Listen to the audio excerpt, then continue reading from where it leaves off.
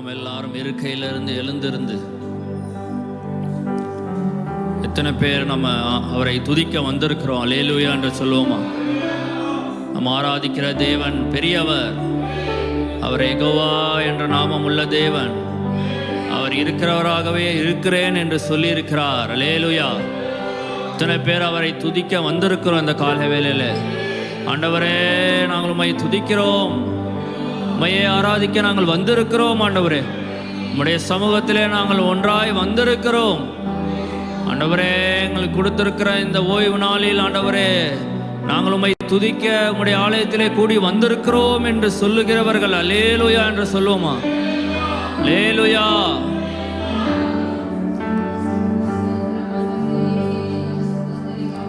அலங்கார வாசலாலே பிரவேசிக்க வந்து நிற்கிறோம் என்ற பாடலை நாம் எல்லாரும் கரங்களை தாட்டி பாடுவோம்.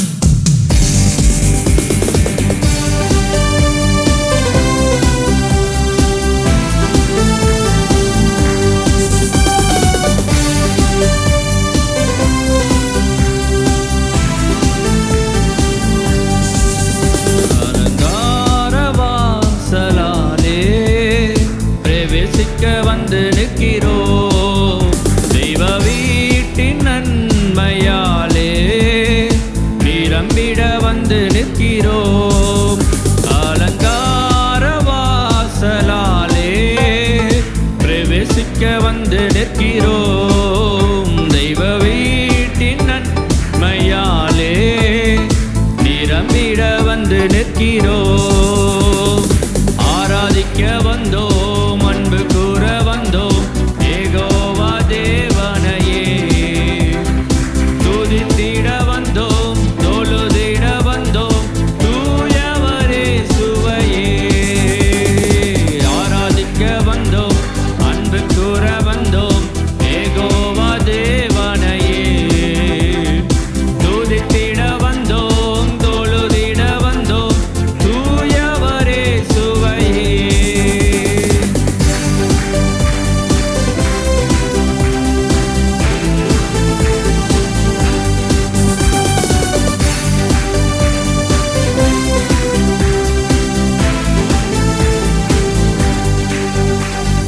ஆலயம் செல்லுவதே அது மகிழ்ச்சியை தந்திடுதே. ஆலயம் செல்லுவதே அது மகிழ்ச்சியை தந்திடுதே. என் சபையுடனே உம்மை தொழுதிடவே கிருபையும் கிடைத்திட்டதே. என் சபையுடனே உம்மை தொழுதிடவே கிருபையும் கிடைத்திட்டதே. சொல்லுமா? ஆராதிக்க வந்தோம், அன்பு கூற வந்தோம், யெகோவா தேவனையே தொழுதிட வந்தோம், தொழுதிட வந்தோம், தூயவரே சுவையே. ஆராதிக்க வந்தோம், ஆமென், கூற வந்தோம், யெகோவா தேவனையே உம்மையே நாங்கள் தொழுதிட வந்தோம், தொழுதிட வந்தோம், தூயவரே சுவையே.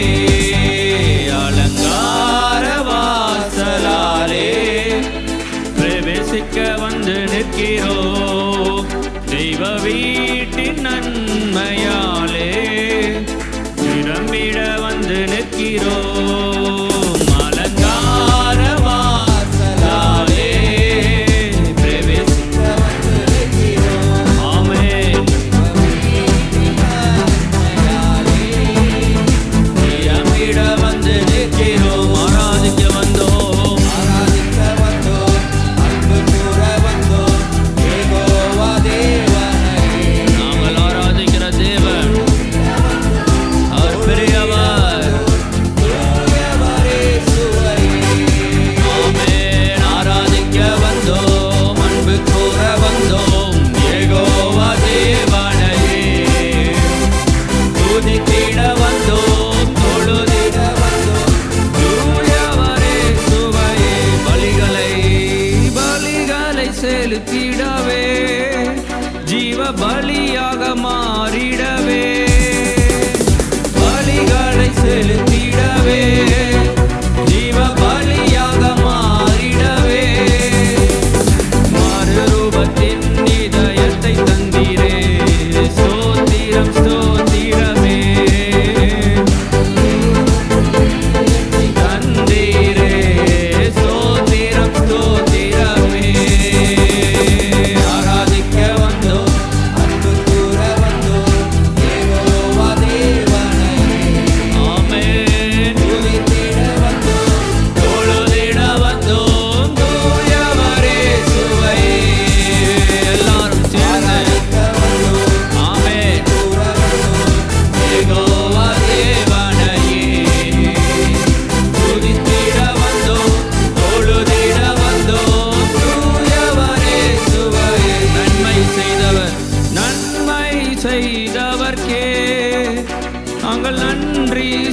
செலுத்துவோமே. நன்மை செய்தவர்க்கே நாங்கள் நன்றி செலுத்துவோமே. என் காணிக்கையை உம் கரங்களிலே உற்சாகமாய் விதைக்கிறோமே. என் காணிக்கையை உம் கரங்களிலே உற்சாகமாய் விதைக்கிறோமே. ஆராதிக்க ஆமென். யெகோவா தேவனே உம்மை துதிக்க தொழுதிட நாங்கள் வந்திருக்கிறோம். அல்லேலூயா. ஆராதிக்க வந்தோம், அன்பு கூற வந்தோம். யெகோவா தேவனையே துதித்திட வந்தோம், தொழுதிட வந்தோம். தூயவரே சுவையே துதிகணம் மகிமையுமே முழு மனதோடு செலுத்தினோமே. துதிகணம் மகிமையுமே முழு மனதோடு செலுத்தினோமே. சம்பூரண ஆசீர்வாதங்களால் திருப்தியை அனுப்பிடுமே. சம்பூரண ஆசீர்வாதங்களால் திருப்தியை அனுப்பிடுமே. எல்லாரும் கரங்களை உயர்த்தி ஆமென். அன்பு கூறுகிறதற்கு நாங்கள் வந்திருக்கிறோம். உம்மையே துதிக்க தொழுதிட. அல்லேலூயா. ஆமென். ஆராதிக்க வந்தோம், அன்பு கூற வந்தோம். யெகோவா தேவனையே துதித்திட வந்தோம், தொழுதிட வந்தோம். தூயவரே சுவையே. மறுபடியும் சொல்லுவோமா? ஆராதிக்க வந்தோம். எல்லாரும் இந்த காலவேளையிலே நாங்கள் உம்மை துதிக்க ஆராதிக்க வந்திருக்கிறோம்.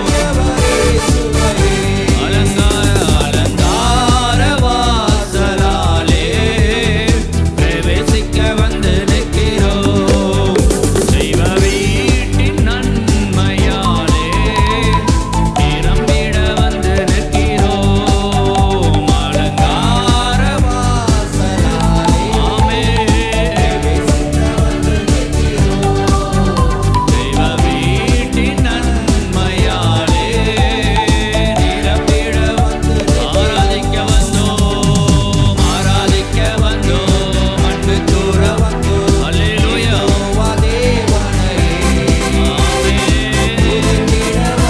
உம்மையே உம்மையே உம்மையே நாங்கள் அல்லேலூயா.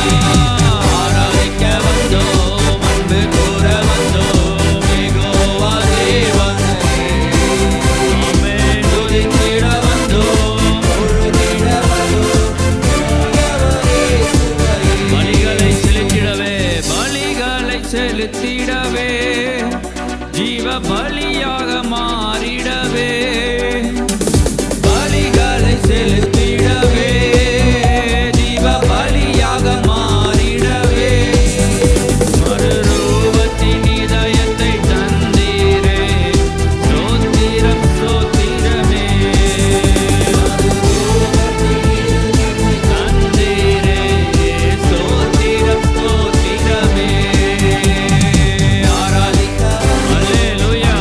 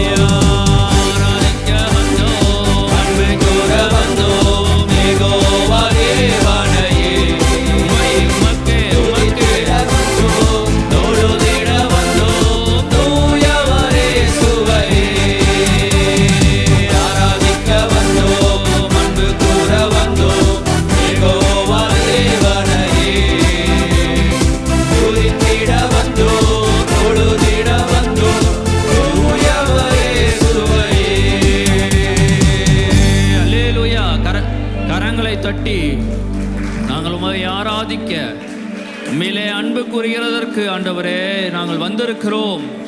என் பலனாகிய கர்த்தாவே, உம்மில் அன்பு கூறுவேன். அல்லேலூயா. Praise the Lord.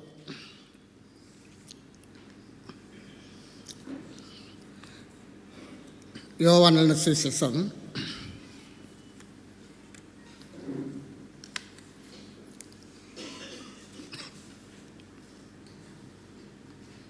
10வது அதிகாரம் 10வது வசனத்தை வாசிப்போம். திருடவும் கொல்லவும் அழிக்கவும் வருகிறானே அன்றி வேறொன்றுக்கும் வரான். நானோ அவைகளுக்கு ஜீவன் உண்டாயிருக்கவும் அது பரிபூர்ணப்படவும் வந்தேன். நானோ அவைகளுக்கு ஜீவன் உண்டாயிருக்கவும். அவைகளுக்கு நான் சொல்றார். நானோ அவைகளுக்கு. எவைகளுக்கு? முந்தின அந்த பகுதியில் போட்டிருக்குது, திருட கொள்ள அழிக்கும்படியாக. யாரெல்லாம் திருட கொடுத்துருக்குறாங்களோ, யாரெல்லாம் பிசாசிட்ட போய் ஏமாந்துருக்கிறாங்களோ, ஒருவேளை அவங்களோட சரீர சுகத்தை அவங்க பிசாசை திருடி இருக்கலாம், குடும்பத்துடைய ஆசீர்வாதங்களை பிசாசை திருடி இருக்கலாம், குடும்பத்துடைய சமாதானம், பிள்ளைகளுடைய ஆசீர்வாதங்கள், ஏதோ ஒன்று அவர்கள் பதிவு கொடுத்துருக்கலாம். ஆனால் ஆண்டவர் சொல்றாரு, அவைகளுக்கு ஜீவன் உண்டாயிருக்கும். அந்த ஜீவன் பரிபூர்ணப்படும். கர்த்தரை பொறுத்த மட்டுக்கும் அறகுறையாக செய்கிற தேவன் கிடையாது. அவர் காரியத்தை செஞ்சார் என்றால் அது முழுமையாக பர்ஃபெக்டாக இருக்கும், பிசுறு இருக்காது, ஒரு ஃபினிஷிங் நல்லா இருக்கும். நேர்த்தியாக செய்து முடிக்கிறவர் நம்முடைய தேவன். நானும் அவைகளுக்கு, அதாவது பார்த்திங்கன்னா இந்த வசனம் முழுமையாக சபைக்கு மட்டும்தான் கொடுக்கப்பட்டிருக்கு, விசுவாசிகளுக்கு. இது எல்லோரும் இந்த வசனத்தை சுதந்திரிக்க முடியாது. ஏன்னு கேட்டிங்கன்னா, கர்த்தர் விழுந்து போன தம்முடைய பிள்ளைகளுக்கு முதலிடம் கொடுக்குறார். ஏற்கனவே இயேசு கிறிஸ்துவின் இரத்தத்தால் கழுவப்பட்டு ஒருவித சூழ்நிலையினால் பிசாசுக்கு அவர்கள் இடம் கொடுத்து விழுந்து போயிருப்பார்கள் என்றார். இதே அதிகாரத்தில் 16வது வசனத்தை வாசிப்போம். இந்த தொழுவத்தில் உள்ளவைகளை அல்லாமல் வேறே ஆடுகளும் எனக்கு உண்டு. இந்த தொழுவத்தில் இல்லாத வேறே ஆடுகள். அப்போ இது யாருக்கு ஆண்டவர் சொல்கிறாருன்னா, தொழுவத்திலிருந்து மிஸ் ஆகி போனது, நம்முடைய அஜாக்கிரதையினால் பிசாசு என்ன பண்ணிட்டான், ஏதோ ஒன்று நம்மளது பறிச்சிட்டான். அப்படிப்பட்ட காரியங்களுக்கு தேவன் முதலிடம் கொடுக்கிறார், முக்கியத்துவம் கொடுக்கிறார். ஆண்டவர் பார்த்தீங்கன்னா இன்றைக்கி ஊழியத்துக்கு அனுப்புகிறாரு. சீசர்களெல்லாம் மத்தியான சீசர்களை தெரிந்து கொண்டு அவங்கள ஊழியத்துக்கு அனுப்புகிறார். அப்படி ஊழியத்துக்கு போகும்போது அவர் என்ன சொல்கிறார் பாருங்களேன். 10வது அதிகாரம் 5வது வசனத்தை வாசிப்போம். இந்த 12 இயேசு அனுப்புகையில் அவர்களுக்கு கட்டளையிட்டு சொன்னது என்னவென்றால், நீங்கள் புறஜாதியார் நாடுகளுக்கு போகாமலும் சமாரியர் பட்டணங்களில் பிரவேசியாமலும் காணாமற் போன ஆடுகளாகிய இஸ்ரவேல் வீட்டாரிடத்திற்கு போங்கள். காணாமற் போன ஆடுகளாகிய இஸ்ரவேல் வீட்டார். இது எழுத்தின்படி இஸ்ரேல் தேசத்துக்கு மாத்திரமல்ல, ஆவிக்கிற இஸ்ரவேலர்களாகிய நமக்கும் இது பொருந்தும். தம்முடைய சீசர்கள் அனுப்பும்போதே எப்படி சொல்லி அனுப்புகிறாரு, புறஜாதியார் நாடுகளுக்கு போகாமலும். அங்கெல்லாம் நீங்கள் போகாதீங்க. அதை காட்டிலும் முக்கியமான ஒரு வேலை இருக்குது. காணாமற் போன ஆடுகளாகிய நானும் அவைகளுக்கு ஜீவன் உண்டாயிருக்கவும் அந்த ஜீவன் பரிபூர்ணப்படணும். இன்னொருத்தர் பார்த்திங்கன்னா மத்திய 15வது அதிகாரத்துக்கு வாங்க.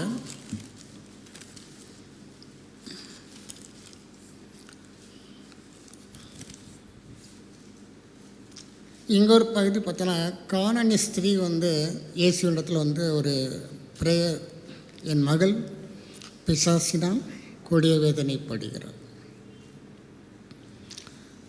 இவள் ஒரு கானானிய ஸ்திரீ. அவள் யூத வம்சத்தை சேர்ந்தவ கிடையாது, இஸ்ரேல் வம்சத்தை சேர்ந்தவ கிடையாது.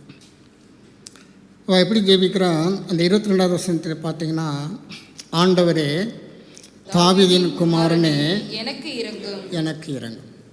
குருடர்கள் இதே வார்த்தையை சொல்லி கேட்கும் பொழுது கர்த்தர் உடனே அவங்களுக்கு இறக்கம் செய்தார். அவங்களுக்கு வேறு எதுவும் நெகட்டிவாக ஆண்டவர் சொல்லவே இல்லை. இவன் விண்ணப்பிக்கிற விதம் ரொம்ப நேர்த்தியாக இருந்தது.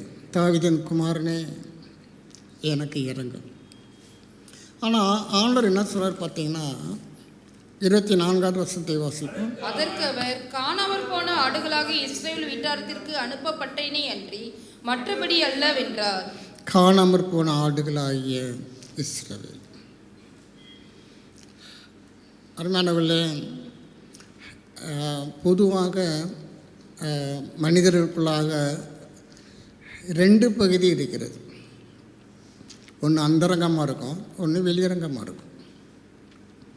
வெளியரங்கம் பார்ப்பதற்கு நல்லாயிருக்கும், பலான்னு இருக்கும். ஆனால் அந்தரங்கம் அது கர்த்தர் மறைக்க முடியாது. கர்த்தர் பார்த்துக்கிட்டு தான் இருக்கிறாரு.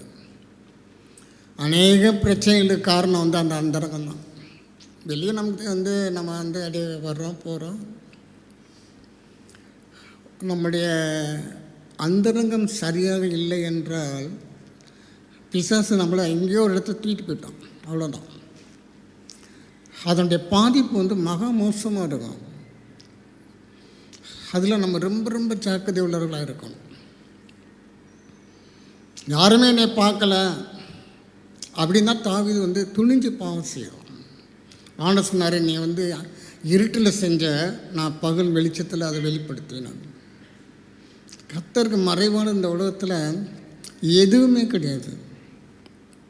எல்லாம் அவருக்கு முன்பதாக வெட்ட வெளிச்சமாக இருக்கிறது. நம்முடைய வெளியரங்கத்தை காட்டிலும் நாம் ரொம்ப ஜாக்கிரதையாக இருக்க வேண்டியது நம்முடைய அந்தரங்கம். கண்களால் பார்த்தாலே போச்சு. ஆண்டவர் அதை ஒரு பாவமாக தான் எடுத்துக்கணும். மனசுக்குள்ளே நினச்சாலே நம்ம அந்த பிரச்சனையில் மாட்டிக்கிட்டோன்னு அர்த்தம். அப்போ தேவன் எந்தளவுக்கு நுட்பமாக நம்முடைய பரிசுத்தத்தை அவர் எடை போடுறான்னு பார்க்கணும். அவருடைய எதிர்பார்க்குறாரு, நீ இப்படி இருக்கணும். அப்போ காணாமற் போட ஆடுன்றது எல்லோருடைய வாழ்க்கையும் நிச்சயம் எங்கே ஒரு இடத்துல இருக்கும். யாரும் மறுக்கவே முடியாது. எங்கே ஒரு இடத்துல விட்டுருப்போம். நம்ம ஏதோ ஒரு இடத்துல பிசாசுக்கு நம்ம இடம் கொடுத்துருப்போம். அது போதும் பிசாசுக்கு நம்முடைய ஆத்துமாவை, நம்ம குடும்பத்தை வீணாய் போக்குவதற்கு. நம்ம ரொம்ப ரொம்ப நிறைய காரியங்கள் பொதுவாகவே நம்ம இம்பார்ட்டன்ஸ் கொடுக்கறதே கிடையாது. ஏன்னா பழகி போயிடுது. இதெல்லாம் என்ன, இதெல்லாம் ஒரு மேட்ரு இல்லை, யார் தான் செய்யலை, எல்லாம் தானே அப்படி தானே இருக்கிறாங்க, இதில் என்ன இருக்குது, அது சாதாரணமாய் போயிடுது. நாம் எந்த சூழ்நிலையும் தேவன் இதை விதமாய் பார்ப்பார். தேவன் இதை ஏற்றுக்கொள்வாரா, அவர் அதை அங்கீகரிப்பாரா, அப்படி தான் பார்க்கணுமே தவிர மனிதர்களோடு நம்ம ஒப்பிட்டு பார்க்கக்கூடாது. இதை நான் செய்கிறேனே, இப்படி நான் நினைக்கிறேனே, அது தேவன் பார்க்கும் பொழுது அவர் எவ்விதமாய் பார்ப்பார். அப்போ காணாமற் போன ஆடுன்றது யாரோ ஒருத்தர் கிடையாது. ஒருவேளை அதில் நம்மளும் கூட இருக்கலாம். ஏதோ ஒரு விஷயத்தில் 100க்கு 100 நம்முடைய இந்த உலகத்தில் யாருமே பரிசுத்தவான்கள் கிடையாது. நம்முடைய அந்தரங்கத்தில் நம்முடைய காரியங்கள் எவ்விதமாக இருக்கிறது. ஆண்டவர் சொல்றாரு, காணாமற் போன ஆடுகளாகிய இஸ்ரவேல். கர்த்தர் முக்கியத்துவம் சான்ஸ் கொடுக்குறாரு, ஒரு வாய்ப்பு கொடுக்குறாரு. விழுந்து போன தாவீதின் கூடாரத்தை நான் மீண்டும் கட்டுவேன். விட்டுற தேவன்கிற வாய்ப்புகள் கொடுக்குறாரு. ஆனால் நாம் தான் அதை உபயோகப்படுத்திக்கணும். அந்த வாய்ப்பை நம்ம உபயோகப்படுத்திக்கணும். ஆண்டவர் ஒரு இடத்துல ஒரு இதை சொல்லுவார். அதுக்கு ஒன்று மாதிரி லூக்கா 19வது அதிகாரம்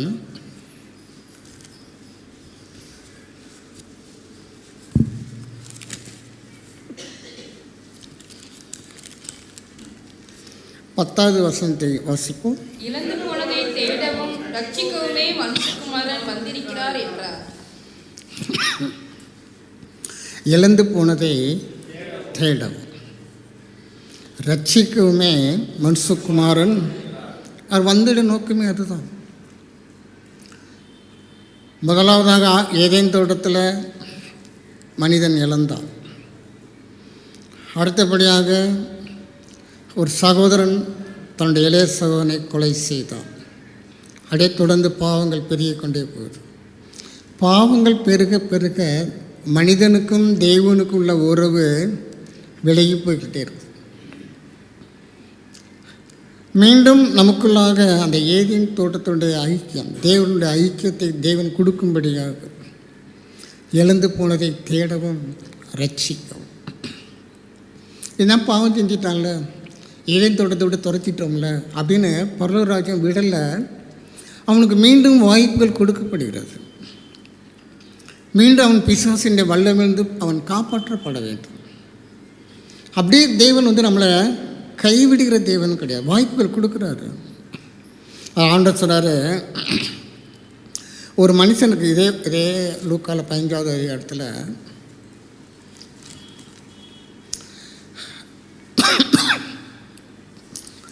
உங்களில் ஒரு மனுஷன் 100 ஆடுகளை உடையவனாய் இருந்து அவைகள் ஒன்று காணாமல் போனால் 99 ஆடுகளையும் வனாந்தரத்திலே விட்டு காணாமற் போன ஆட்டை கண்டுபிடிக்கும் அளவும் தேடி திரியானோ. நீங்கள் என்னை தெரிந்து கொள்ளவில்லை, நான் உங்களை தெரிந்து கொண்டேன். கத்த நம்மளால தேடி தான் பிடிச்சு கொண்டாந்து உட்கார வச்சிருக்கிறாரு. அருமையானவர்களே, இதுக்கு பின்பதாக தேவனுடைய மனதுருக்கு இருக்கிறது. நம்ம ஏதோ பை சான்ஸாக ரட்சிக்கப்பட்டோம், எப்படியோ நம்ம கத்தருடைய சேர்ந்துட்டோம் என்பது கிடையாது. அதற்கு பின்னால் ஒரு பெரிய தேவனுடைய தேடுதல் இருந்திருக்கிறது. தேடி கண்டுபிடிச்சு நம்மளை தூக்கிட்டு வந்திருக்கிறாரு. மனம் திரும்ப அவசியம் இல்லாத 99 நீதிமான்களை குறித்து சந்தோஷம் உண்டாகிறதை பார்க்கலாம். இந்த 99 ஆடுகளையும் அந்த மனுஷன் என்ன பண்ணிட்டான், வனாந்தரத்தில் விட்டுட்டு வந்துட்டான்.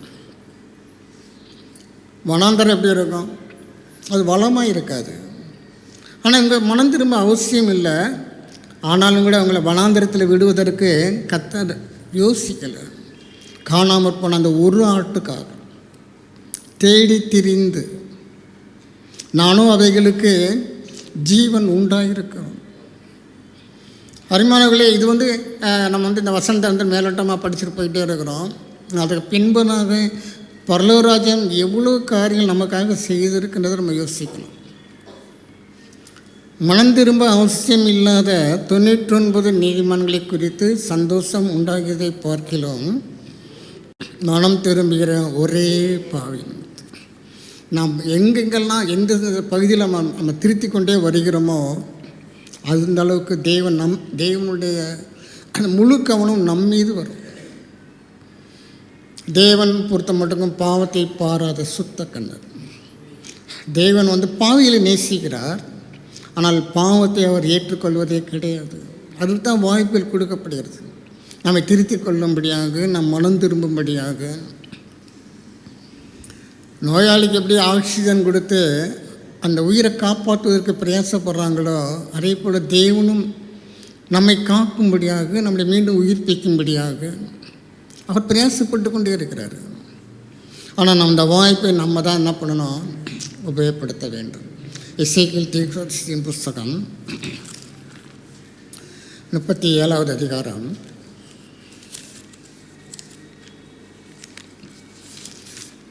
1 முதல் வாசிப்போம்.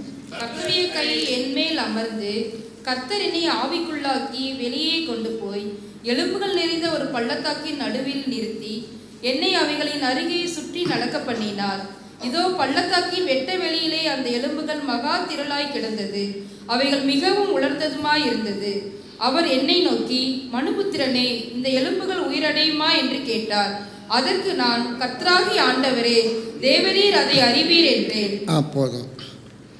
கர்த்தருடைய கை என்மேல் அமர்ந்து கர்த்தர் என்னை ஆவிக்குள்ளாச்சு. இந்த மாம்சம் சொன்னால் புரியாது, இல்லைன்னா மாம்சம் ஏற்றுக்கொள்ளாது. கர்த்தர் என்ன பண்ணுறாரு, மாம்சத்திலிருந்து பிரித்து ஆவிக்குள்ளாக்கி. ஏன்னா இந்த மாம்சமும் ஆவி எப்போதுமே எதிர்புதிரமாக தான் இருக்கும். மாம்சம் வந்து ஆவி சொல்கிறத கேட்காது, வியாக்கியானம் பண்ணும், வாக்குவாதம் பண்ணும்.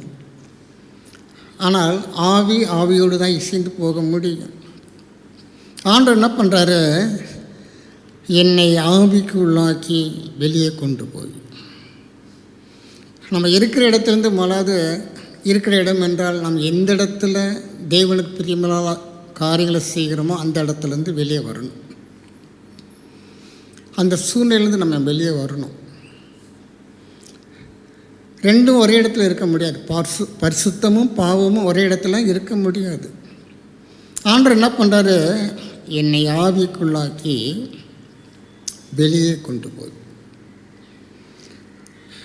இது ஒரு கை வச்சுக்கோங்க. ரோமர் 8வது அதிகாரம்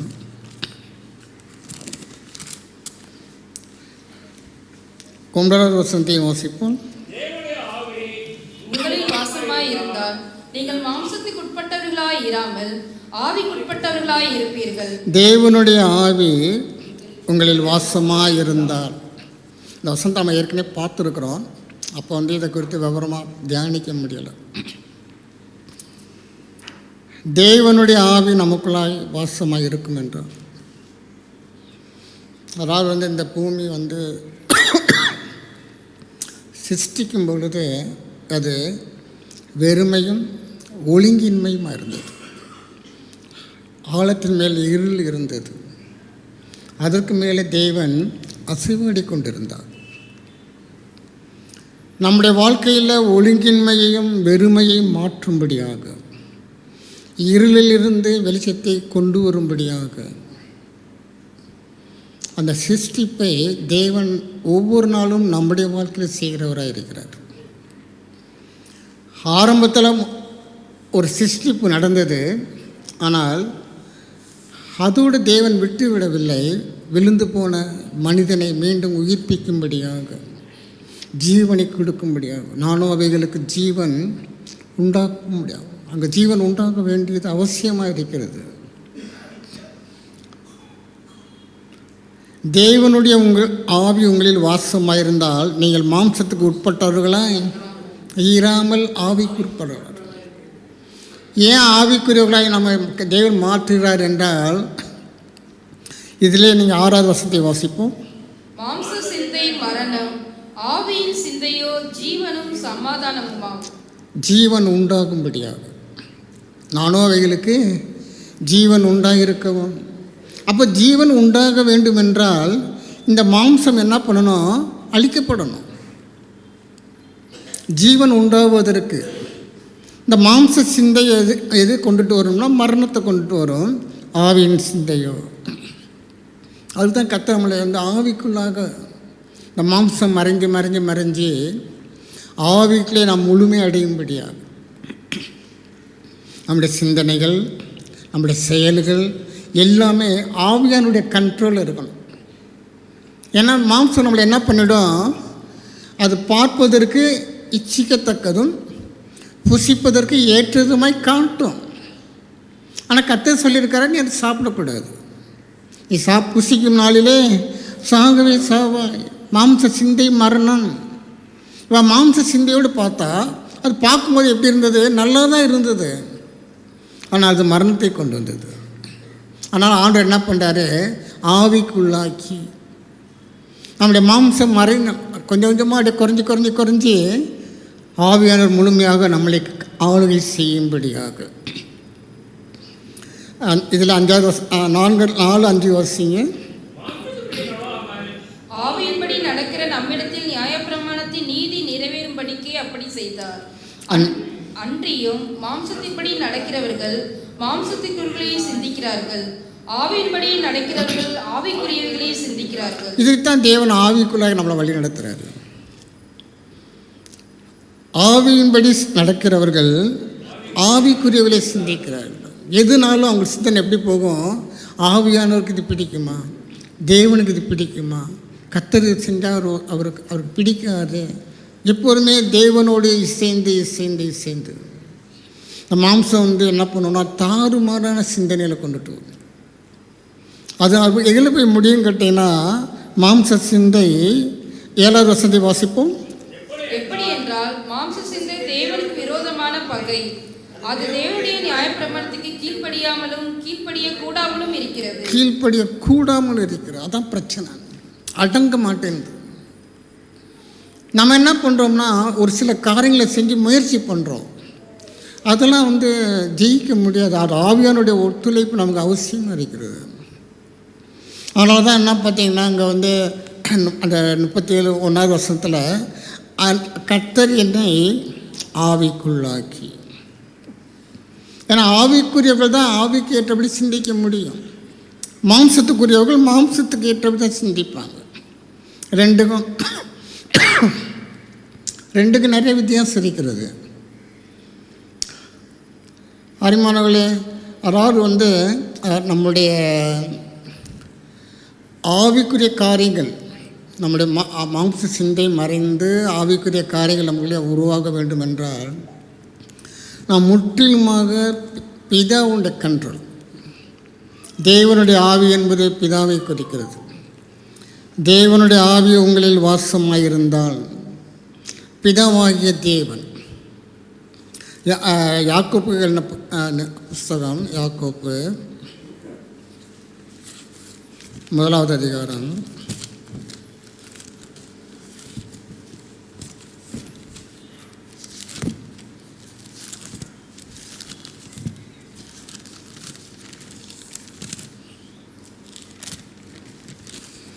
17 வசனத்தை வாசிப்போம். நன்மையான எந்த ஈவும் பூரணமான எந்த வரமும் பரத்திலிருந்து உண்டாகி ஜோதிகளின் பிதாவிடத்திலிருந்து இறங்கி வருகிறது. நன்மையான எந்த ஈவும், நம்முடைய வாழ்க்கையில் வரக்கூடிய எந்த ஆசீர்வாதமாக இருந்தாலும் அது புறப்படுகிற இடம் பிதாவாகிய தேவனிடத்திலிருந்து. நானும் அவைகளுக்கு ஜீவன் உண்டாகிருக்கவும். அந்த ஜீவன் எங்கேருந்து வர முடியும் கேட்டிங்கன்னா பிதாவாகிய தேவனிடத்திலிருந்து. நன்மையான எந்த ஈவும் பூரணமான எந்த வரம் பரத்தில் இருந்து உண்டாகி, அங்கே தான் அது உற்பத்தி ஆகிறது, அங்கே தான். அப்போ நம்முடைய வாழ்க்கையில் நம்மளுக்கு வேண்டிய ஆசீர்வாதங்கள் நன்மைகளை எங்கேருந்து வரணும்னு கேட்டிங்கன்னா பிதாவிடத்திலிருந்து தான் வர முடியும். அப்போ மற்றவங்களும் ஆசீர்வதிக்கப்படுறாங்களே, அது எப்படி?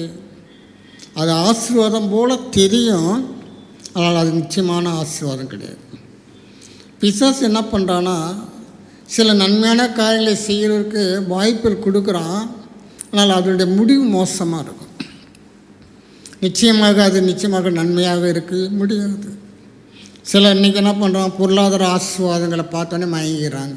அவங்களாம் நல்லா இல்லையா? நல்லா தானே இருக்கிறாங்க, அவங்களுக்கு ஒரு குறையும் இல்லையே. பார்ப்பதற்கு அப்படி தான் இருக்கும். லோத்து சோதோங்கொமோரா அந்த பட்டணத்தை பார்க்கும் பொழுது அது அவன் கண்களுக்கு ஏதேன் தோட்டத்தை போல தெரிஞ்சிச்சு.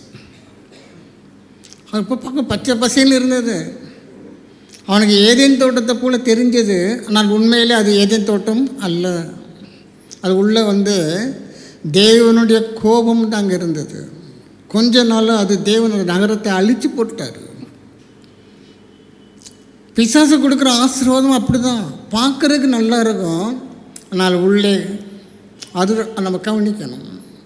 சோதோகொமோரா பட்டணத்தை தேவன் வெறுத்தார், நியாயம் தீர்த்தார். பிசாசு கொடுக்குற எல்லா காரியங்களும் அப்படி தான் முடியும்.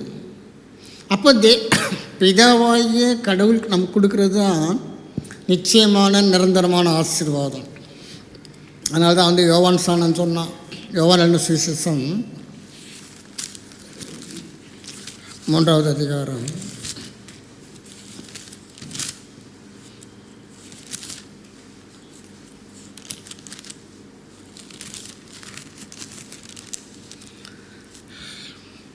27 வசனத்தை வாசிப்போம். யோவான் பிரதியுத்தரமாக, பரலோகத்திலிருந்து ஒருவனுக்கு கொடுக்கப்பட்டால் ஒழிய அவன் ஒன்றையும் பெற்றுக்கொள்ள மாட்டான். ஒருவனுக்கு யாராக இருந்தாலும் சரி, அந்த ஒருவனுக்குள்ளே யாராகவும் இருக்கலாம், நீங்களாகவும் இருக்கலாம், நானாகவும் இருக்கலாம். பரலோகத்தில் இருந்து ஒருவனுக்கு கொடுக்கப்பட்டால் ஒழிய. அருமையானவர்களே, இந்த வசனத்தை மனதில் பதிவு வச்சுக்கணும். இந்த சிந்தனை நமக்கு இருந்துச்சுன்னா பிதாவாகிய தேவனை தவிர நம்ம யார்கிட்டையும் போய் நிற்க மாட்டோம். நமக்கு தேவைகள் நிறைய இருக்கிறது. நம்ம குடும்பத்துக்கு நிறையா தேவைகள் இருக்கிறது. சந்திக்கப்பட வேண்டிய காரியங்கள் நிறைய இருக்கிறது. ஆனால் அது யார் கொடுக்க முடியும்னு கேட்டிங்கன்னா, பிதாவை தவிர வேறு யாருனாலும் கொடுக்க முடியாது. பரத்திலிருந்து ஒருவனுக்கு கொடுக்கப்பட்ட ஒழிய அவன் ஒன்றையும் பெற்றுக்கொள்ள மாட்டான். அப்போ ஜீவன் எங்கேருந்து வருது? நம்முடைய வாழ்க்கையில் நமக்கு வந்து எந்தெந்த பகுதியில் நமக்கெல்லாம் பிரச்சனைகள் மாறி அங்கே ஒரு சந்தோஷம் உண்டாகணும், ஒரு சமாதானம் உண்டாகணும், வாழ்வு உண்டாகணும்னா அது எங்கேருந்து வரணும்னு கேட்டிங்கன்னா, பரத்திலிருந்து மட்டும்தான் அது வர முடியும்.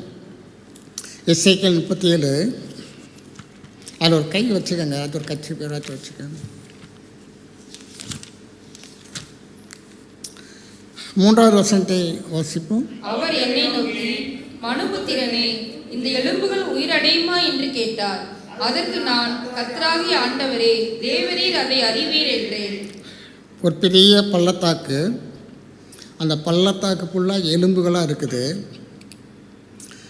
இவருக்கு வந்து அங்கே கொண்டு போய் நிப்பாட்டி ஒரு கேள்வி கேட்குறாரு.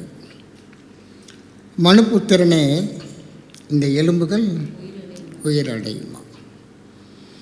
சமயத்தில் நம்ம கூட என் பிரச்சனை தீருமா, இது நடக்கிறதுக்கு வாய்ப்பு இருக்குதா, இது எப்படி நடக்கும், இது சாத்தியமே இல்லையே. அதாவது உலர்ந்த எலும்புகளை உயிரடைய செய்கிற தேவனுக்கு நம்முடைய பிரச்சனையெல்லாம் ஒரு மேட்ரே கிடையாது. ஆண்டு இதெல்லாம் வந்து நமக்கு தான் எழுதி வச்சுருக்கிறாரு. இன்றைக்கி நம்மளையும் பார்த்து அதான் கேட்குறாரு, உலர்ந்த எலும்புகள் உயிரடையுமா? லாசரு மரிச்சு போயிட்டான், 4 நாள் ஆகிடுச்சு.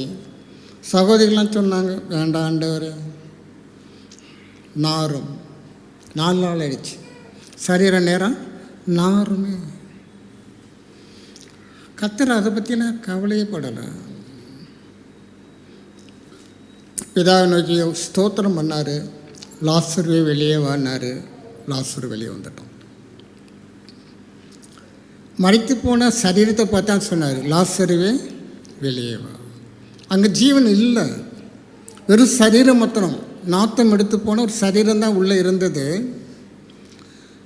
செத்து போன ஒரு சரீரத்தை பார்த்து தான் ஆண்டவர் சொன்னார், தலித்தாகுமி, சிறுபெண்ணே எழுந்துரு.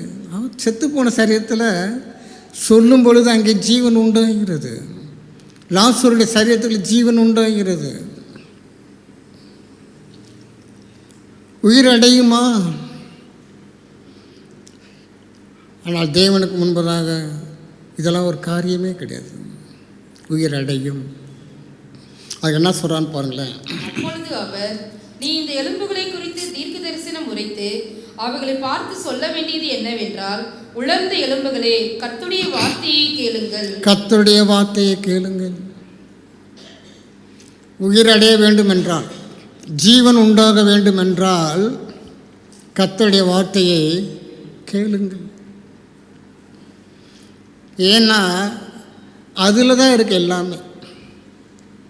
இந்த உலகத்தை ரட்சிப்பதற்கு பிதாவானவர் தூதர்கள் அனுப்பலை, வார்த்தையானவரை அனுப்பினார். அவர் சொன்னால் ரட்சிப்பு உண்டாக இருக்கும். ரட்சிப்பு உண்டாக கிடையாது அப்படின்னு சொன்னால் நிச்சயமாக ரட்சிப்பு உண்டாக இருக்கும். ஆனால் தேவன் வார்த்தையை தான் அனுப்பினார். வார்த்தையானவர். உலர்ந்த எலும்புகளே, கர்த்தருடைய வார்த்தையை கேளுங்கள். நம்முடைய வாழ்க்கையில் எங்கெல்லாம் உலர்ந்து போயிருக்குது, உயிரற்றதாக இருக்குது. நம்முடைய அந்தரங்கத்தை நம்ம தெய்வ சமூகத்தில் வந்து உட்காந்து அடியே யோசிக்கணும், தியானிக்கணும். ஆண்டவரே, இரட்டை வாழ்க்கை என்பது சாதாரணமாக எல்லாருக்குள்ளாம் இருக்குது. யாருமே அதை வந்து தெய்வ சமூகத்தில் கத்திட்ட மறுக்கவே முடியாது. ஒருவேளை மனுஷன்ட்ட வேணால் மறுக்கலாம், நான் அப்படிலாம் கிடையாதாக்கும். கத்திட்ட அப்படி சொல்ல முடியாது. இருக்குது. மறுபக்கம்னு ஒன்று இருக்குது. நாணயத்துக்கு ரெண்டு பக்கம் இருப்பது போல் மனிதனோட வாழ்க்கை ரெண்டு பக்கம் இருக்கத்தான் செய்கிறது. அந்த ரங்கம் இருக்கத்தான் செய்கிறது.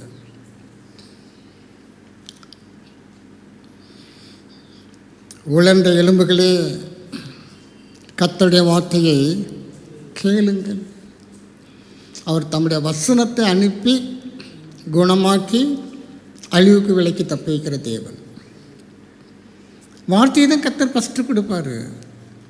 வார்த்தையானவர் தான் இந்த உலகத்தை ரட்சிக்கும்படியாக வந்தார். அருமையானவர்களே, வார்த்தை என்பது விளையாட்டு காரியம் இல்லை. இதுக்குள்ளே தான் எல்லாமே இருக்கிறது. இந்த உலகத்தை தேவன் எவ்விதமாய் படைத்தார்? வார்த்தையினால் தான் படைத்தார். அந்த சொல்ல சொல்ல எல்லாம் உருவாகி கொண்டே இருந்தது. அப்போ வார்த்தை என்பது, இயேசு என்பது நாம் ரொம்ப இம்பார்ட்டன்ஸ் கொடுக்க வேண்டிய ஒரு காரியம். நம்முடைய நடந்து கர்த்தருடைய வார்த்தை நம்மை நோக்கி வரும் பொழுது அது பிடிச்சிக்கணும், விடவே கூடாது. கர்த்தர் என்னோடு பேசுகிறாரு, இந்த வார்த்தை எனக்கு தான் என்ற அந்த உணர்வோடு உட்கார்ந்துருக்கணும். உலர்ந்த எலும்புகளை உயிர் அடையுமா? உலர்ந்த எலும்புகளே, கர்த்தருடைய வார்த்தையை கேளுங்கள். கர்த்தருடைய வார்த்தையை கேளுங்கள்.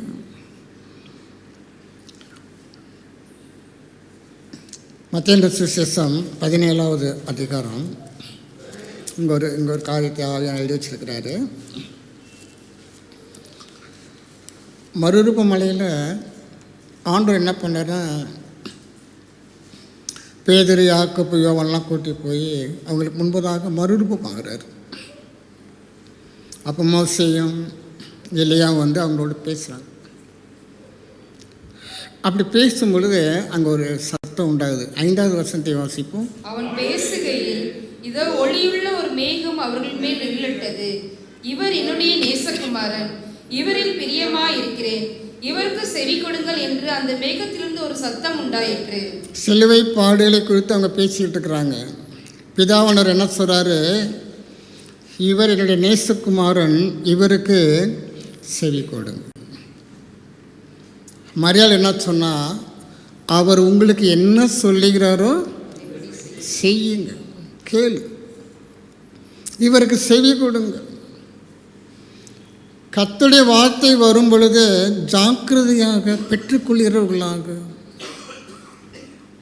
அந்த உணர்வோடு தான் தேவ சமூகத்தில் இருக்கணும்.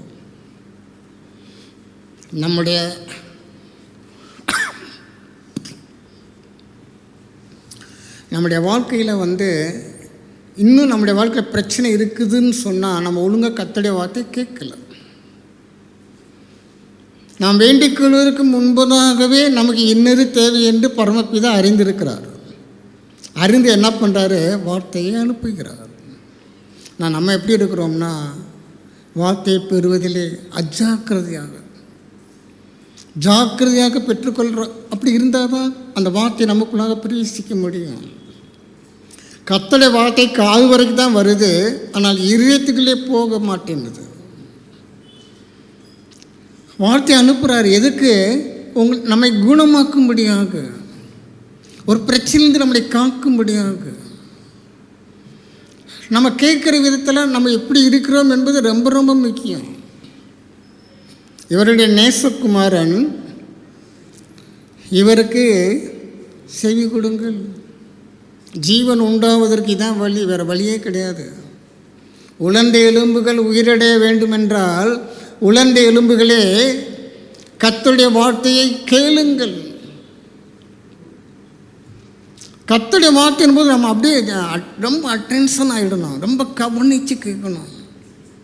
சிந்தனை செதற விடக்கூடாது. நான் வந்ததே அதுக்கு தானே, நம்ம எதுக்கு இங்கே வந்திருக்கிறோம்? ஒன்று, நாம் அவருக்கு துதி பலியில் செலுத்தும்படியாக, அடுத்தபடியாக அங்கிருந்து அவர் நம்மை ஆஸ்வதிக்கும்படியாக தம்முடைய வசனத்தை அனுப்புகிறார். நம்முடைய பிரச்சனைக்கெல்லாம் பதில் இங்கே தான் இருக்கிறது. நாம் வாழ்வதற்கும், நாம் வாழ்வதற்கும் வழி இங்கே சொல்லப்பட்டு இருக்கிறது. அதை ஜாக்கிரதையாக கவனமாக அதை பெற்றுக்கொள்கிறவர்களாக.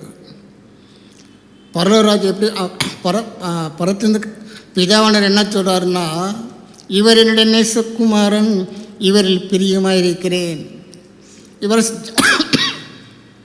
இவரை நீங்கள் ரொம்ப வந்து யதார்த்தமாக எடுத்துக்கிடாதீங்க. ஏதோ ஒருத்தர் வந்திருக்கிறாரு, ஏதோ நோய்களை சுகமாக்குறாரு, பிசாசுகளை துரத்துறாரு அப்படின்னு யதார்த்தம் எடுத்துக்கிடாத. இவர் என்னுடைய நேசகுமாரன், நான் அனுப்பியிருக்கிறேன். உலர்ந்த எலும்புகளே, கர்த்தருடைய வார்த்தையை கேளுங்கள். உள்ள வச்சுக்கணும், வெளியே விட்டுறக்கூடாது. வார்த்தை என்பது அது சிருஷ்டிக்கு ஒரு வல்லமை உள்ளது, உருவாக்கும் வல்லமை உள்ளது. நம்முடைய வாழ்க்கையில் இருண்ட பகுதிகள் மாறி வெளிச்சம் உண்டாவதற்கு வார்த்தை அவசியம். அந்த வார்த்தை தேவனாக இருந்தது, அவருக்குள் ஜீவன் இருந்தது, அந்த ஜீவன் மனுஷருக்கு ஒளியாக இருந்தது. நம்முடைய வாழ்க்கையில் இருண்ட பகுதியெல்லாம் வெளிச்சம் வரணும்னா இந்த ஜீவன் நமக்கு அவசியம். அதனால தான் வந்து நானோ அவைகளுக்கு ஜீவன் உண்டாயிருக்கும். ஜீவன் உண்டாதானே அது வந்து பரிபூர்ணம் அடைய முடியும். ஜீவனே இல்லாத இடத்துல எப்படி பரிபூர்ணம் அடைய முடியும்? அதனால் தான் அந்த ஆவியானவர் எழுதி வச்சுருக்காரு, உலர்ந்த எலும்புகளே, கர்த்தருடைய வார்த்தையை கேளுங்கள். இதில் வந்து பார்த்தீங்கன்னா வந்து லூக்கா 16 வாங்க.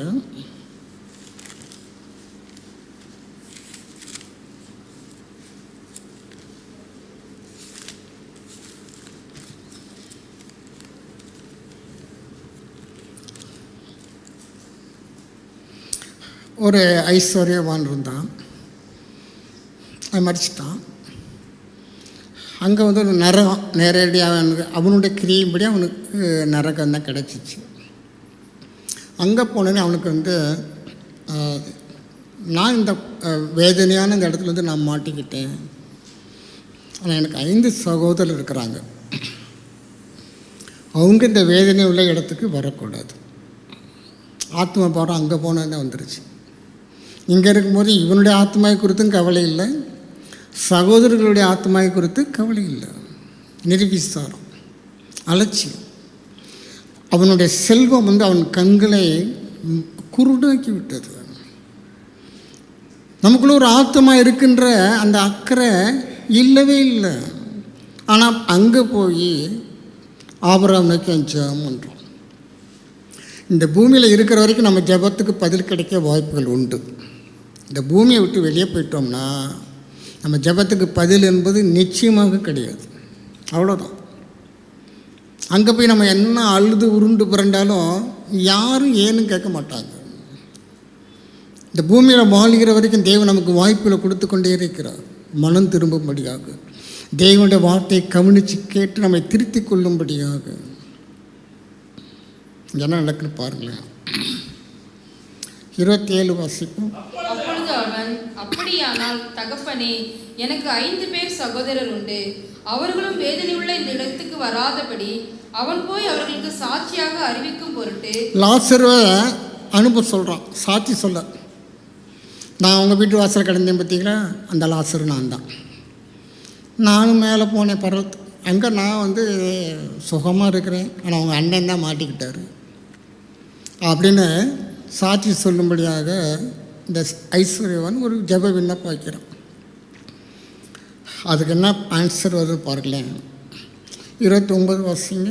ஆபிரகாம் அவனை நோக்கி, அவர்களுக்கு மோசேயும் தீர்க்கதரிசிகளும் உண்டு, அவர்களுக்கு அவர்கள் செவி கொடுக்கட்டும் என்றார்.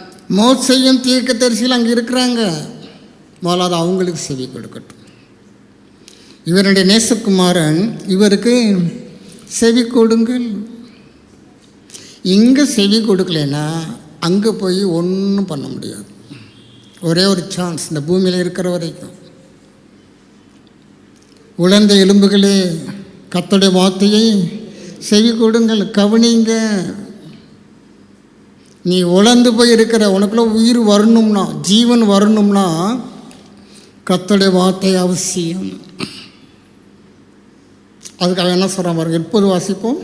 அதற்கு அவன், அப்படியல்ல தகப்பனாகிய ஆபிரகாமே, மரித்திலிருந்து ஒருவன் அவர்களிடத்திற்கு போனால் மனம் திரும்புவார்கள் என்றான். அதற்கு அவன், அவர்கள் மோசேக்கும் தீர்க்கதரிசிகளுக்கும் செவி கொடாவிட்டால் மரித்திலிருந்து ஒருவன் எழுந்து போனாலும் நம்ப மாட்டார்கள் என்று சொன்னான் என்றார். தீர்க்கதரிசிகளுக்கும் மோசேக்கும் செவி கொடாவிட்டார். இதுதான் வழி, வேறு ஆல்டர்னேட்டிவ்லாம் கிடையாது. அதுக்கு தான் தேவன் ஊழியர்களையும் ஊழியக்காரர்களையும் சபையெல்லாம் எதுக்கு வச்சுருக்கிறாரு? மோசேயுடைய நாட்களில் தேவன் சொன்னார், ஜனங்கள் சபையார் எல்லாத்தையும் கூட்டி வர சொல்லி நியாயப்பிரமாணத்தை எல்லாம் கேட்கும்படி வாசி. நீங்கள் அளவில் படித்து பார்த்தீங்கன்னா ஜனங்கள் கவனித்தார்கள், செவி கொடுத்தார்கள்.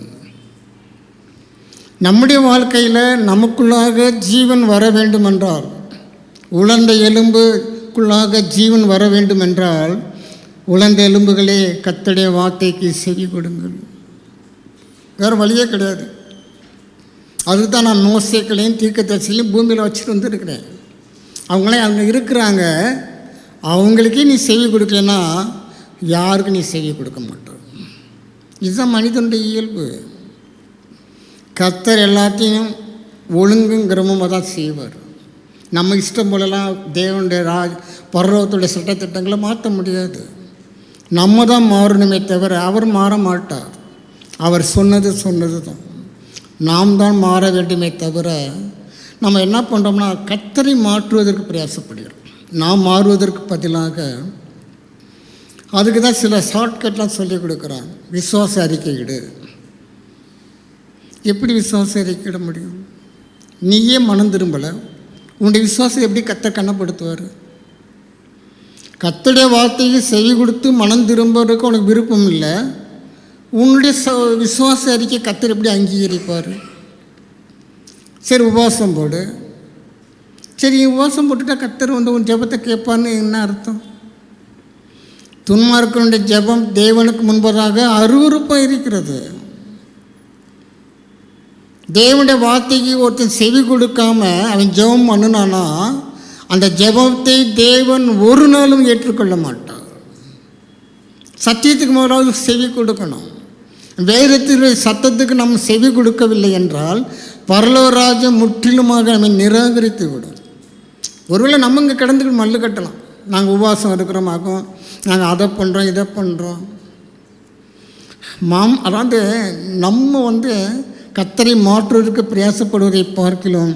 தேவ சமூகத்தில் உட்காந்து நம்மை மாற்றுவதற்கு தேவ சமூகத்தில் அர்ப்பணிக்கணும். அருமையானவர்களே, மோசேக்கும் தீர்க்கதரிசிகளுக்கும் செவி கூட விட்டார். இதுக்கு நீ கீழ்ப்படியலைன்னா நீ யாருக்குமே கீழ்ப்படிய மாட்டேன், யாருக்கும் அடங்க மாட்டேன். இது ஒன்று தான் வழி. இது ஒன்றுக்கே நீ கீழ்ப்படிய மாட்டேன்னா நீ யாருக்கு கீழ்ப்படிய போகிற? கர்த்தர் 10 வழிகளுக்கு சொல்லிக் கொடுக்கல, ஒரே ஒரு வழி தான். அங்கே தீர்க்கதரிசிகள் இருக்கிறாங்க, மோசேக்கள் இருக்கிறாங்க, அவங்களுக்கு அவங்க செவி கொடுத்தா போதும். இல்லை ஆண்டவரே அப்படிலாம் இல்லை, மருத்துவர் ஒருத்தர் போனால் தான் அவங்க செவி சாய்ப்பாங்க. இது நம்ம கொடுக்குற ஐடியா. கர்த்தருக்கு நம்ம ஆலோசனை கொடுக்குறோம்.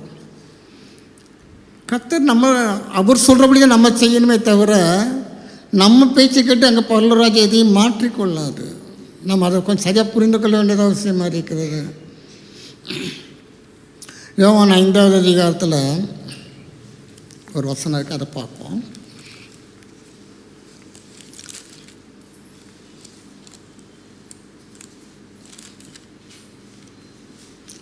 24வது வசனத்தை கேட்டு, என்னை அனுப்பினவரை விசுவாசிக்கிறவனுக்கு நித்திய ஜீவன் உண்டு. அவன் ஆக்கினை தீர்ப்புக்குட்படாமல் மரணத்தை விட்டு நீங்கி ஜீவனுக்குட்பட்டிருக்கிறான் என்று மெய்யாகவே மெய்யாகவே உங்களுக்கு சொல்லுகிறேன். மெய்யாகவே மெய்யாகவே என் வசனத்தை கேட்டு பிதாவாகிய தேவனை விசுவாசிக்கிறவனுக்கு ஜீவன் எப்படி வருதுன்றதை புரிந்துக்கணும். நானும் அவைகளுக்கு ஜீவன் உண்டாயிருக்கவும். எப்படி உண்டாகும்? இதெல்லாம் மேஜிக்கெல்லாம் அல்லது இவ்வளோ ரூபா கொடுத்து நாங்கள் ஊழியத்துக்கெல்லாம் நாங்கள் பணம் கொடுக்குறோம், அல்லது நாங்கள் ஏழைகளுக்கு உதவி செய்கிறோம், தான தர்மங்கள் பண்ணுறோம், இதெல்லாம் கர்த்தர் ஏற்றுக்கொள்ளவே கிடையாது. இது நமக்கு நாம ஏற்படுத்தி கொண்ட சில காரியங்கள். நீங்கள் உதவி செய்யுங்க, மற்றவர்களுக்கு நம்ம உதவி செய்வது தேவன் ஏற்றுக்கொள்கிறார். ஆனால் அதனால நமக்கு ரட்சிப்பு கிடையாது. என் வசனத்தை கேட்டு என்னை அனுப்பினவரை விசுவாசிக்கிறவனுக்கு நித்திய ஜீவன் உண்டு. ஜீவனுக்கு உட்பட்டு இருக்கிறார். ஜீவனுக்கு உட்பட்டு இருக்கிறான். இந்த பகுதியில் நீங்கள் மனதில் எழுதி வையுங்க. என் வசனத்தை கேட்டு உலர்ந்த எலும்புகளே, உலர்ந்த எலும்புகளே, கர்த்தருடைய வார்த்தையை கேளுங்கள். இவர் என்ற நேசகுமாரன், இவருக்கு செவி கொடுங்கள்.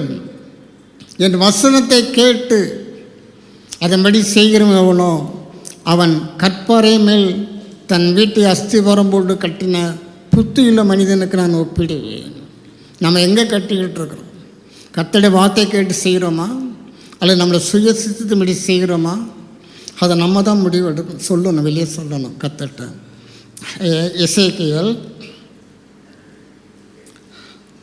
5வது வசனத்தை வாசிப்போம். கர்த்தராகிய ஆண்டவர் இந்த எலும்புகளை நோக்கி, இதோ நான் உங்களுக்குள் ஆவியை பிரவேசிக்க பண்ணுவேன், அப்பொழுது உயிர் அடைவீர்கள். இந்த எலும்புகளை நோக்கி, இதோ நான் உங்களுக்குள் ஆவியை பிரவேசிக்க பண்ணுவேன். இப்போ எல்லாம் உலர்ந்த எலும்புகளாக இருக்குது. கர்த்தர் சொல்கிறாரு, நான் ஆவியை பிரவேசிக்க பண்ணுவேன், அப்பொழுது உயிர் அடைவீர்கள். யோவான் சுவிசேஷம் 6வது அதிகாரம்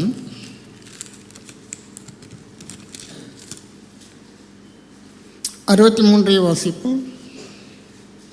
ஆவியே உயிர்ப்பிக்கிறது, மாம்சமானது ஒன்றுக்கும் உதவாது. நான் உங்களுக்கு சொல்லுகிற வசனங்கள் ஆவியாயும் ஜீவனாயும் இருக்கிறது. நான் உங்களுக்கு சொல்லுகிற வசனங்கள் ஆவியாயும். இங்கே ஆண்டவர் சொல்கிறாரு, இதோ நான் உங்களுக்குள் ஆவியை பிரவேசிக்க பண்ணுவேன். ஏதோ ஒரு சூறாவளி காற்று மாதிரி டுமுன்னு வந்துடுமா, அல்லது மேல் வீட்டரை போல் அக்னிமயமான நாவுகள் வந்து நம்ம தலையில் உட்காருமா? எல்லா இடத்தையும் எல்லா கர்த்தர் எல்லாம் அப்படி செய்யணும்னு அவசியம் இல்லை. அவர் ஒவ்வொரு இடத்துல ஒவ்வொரு விதமாக செய்வார். இங்கே ஆண்டவர் சொல்கிறாரு, ஆவி தான் உயிர்ப்பிக்கிறது, ஆவியே உயிர்ப்பிக்கிறது. நான் உங்களுக்கு சொல்லுகிற வசனங்கள் ஆவியாயும் ஜீவனுமாக இருக்கிறது. உலர்ந்த எலும்புகளே, கர்த்தருடைய வார்த்தையை கேளுங்கள், அது ஆவியாகவும் ஜீவன் உள்ளதாக இருக்கிறது. எப்படி ஜீவன் உண்டாகும்? வார்த்தை நமக்குள்ளாக அது ஜீவனை கொடுக்கிறதாக இருக்கிறது.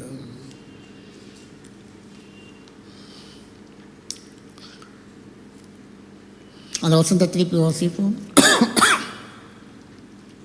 யோவான் 6:63. ஆவியே உயிர்ப்பிக்கிறது, மாம்சமானது ஒன்றுக்கும் உதவாது. நான் உங்களுக்கு சொல்லுகிற வசனங்கள் ஆவியாயும் ஜீவனாயும் இருக்கிறது. நான் உங்களுக்கு சொல்லுகிற வசனங்கள். உலர்ந்த எலும்புகளே, கர்த்தருடைய வார்த்தையை கேளுங்கள். 1 யோவான் 5வது அதிகாரம்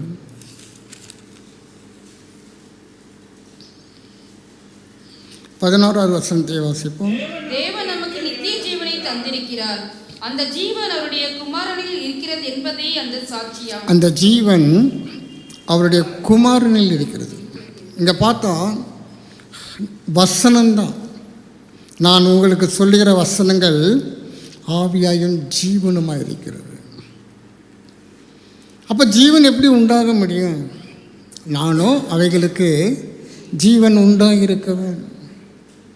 வருமானங்கள் ஏதோ ஒரு ஒரு 3 நாள் வந்து தேவசமத்தை உட்காந்து ஜெபிச்சுட்டா வந்துடுமா? அதனால் வந்து நம்முடைய கிரியைகளினாலே நாம் ஒருபோதும் தேவனுடைய கருத்துலேருந்து எதையும் பெற்றுக்கொள்ள முடியாது. அது தேவனத்திலிருந்து வரக்கூடிய ஈவு. அதாவது பிதாவானவர் நம்மேல் வைத்த அன்பின் நிமித்தம் நமக்காக இதெல்லாம் இலவசமாக கொடுக்கப்படுகிறது. கரையும் கொடுத்து இதெல்லாம் சம்பாதிக்க முடியாத பொருட்கள். ஆனால் தான் கர்த்தர் வந்து இலவசமாகவே கொடுக்குறாரு. இது உங்களால் உண்டானது அல்ல, இது கர்த்தரால் உண்டான அவருடைய ஈவு. இது கிருபையை நமக்கு இலவசமாய் கொடுக்கிறார். அடுத்த வசனத்தை வாசிப்போம். குமாரனை உடையவன் ஜீவனை உடையவன், தேவனுடைய குமாரன் இல்லாதவன் ஜீவன் இல்லாதவன். வார்த்தை உள்ளவன் ஜீவன் உள்ளவன். குமாரன் என்பது வார்த்தை. ஆதியிலே வார்த்தை இருந்தது, அந்த வார்த்தை தேவன். அப்போ வந்து வார்த்தை மாம்சமாகி நமக்குள்ளே அவர் வந்து மனிதனாய் வாழ்ந்தார். குமாரனை உடையவன் ஜீவனை உடையவன். தேவனுடைய குமாரன் இல்லாதவன் ஜீவன் இல்லாதவன். உலர்ந்த எலும்புகளே, கர்த்தருடைய வார்த்தையை கேளுங்கள். நானோ அவைகளுக்கு ஜீவன் உண்டாயிருக்கவன், அது பரிபூர்ணப்படும் வந்தேன். அவன் எவ்வளோ பிரசங்கம் கேட்டிருக்கிறோம், எவ்வளோ தூரம் நம்ம வேதத்தை நான் படிக்கிறோம். ஏன் மாறுதல் வரல? ஏன் குடும்பத்தில் இன்னும் அதே பிரச்சனைகள் இருக்கக்கூடாதே, ஆனால் இருக்கிறது. காரணம் என்னன்னு கேட்டீங்கன்னா, குமாரன் அங்கே இல்லை, வார்த்தையானவர் இல்லை. குமாரனை உடையவன் ஜீவன் உடையவன், அங்கே ஜீவன் இருக்க வேண்டும். அப்படி இல்லைன்னா நம்ம சரியாக தேவனுடைய வசனத்தை கேட்கல, அதன்படி செய்யலை, தேவனுடைய வார்த்தைக்கு நம்ம ஒப்பு கொடுக்கலை. வார்த்தை நமக்குள்ளே வந்தது என்றால் அது நேர இருதயத்தில் போகணும். பேதுரு பிரசங்கம் பண்ணும் பொழுது கேட்குறவங்க எப்படின்ட்டாங்களாம், இருதயத்தில் குத்தப்பட்டவர்களாகி.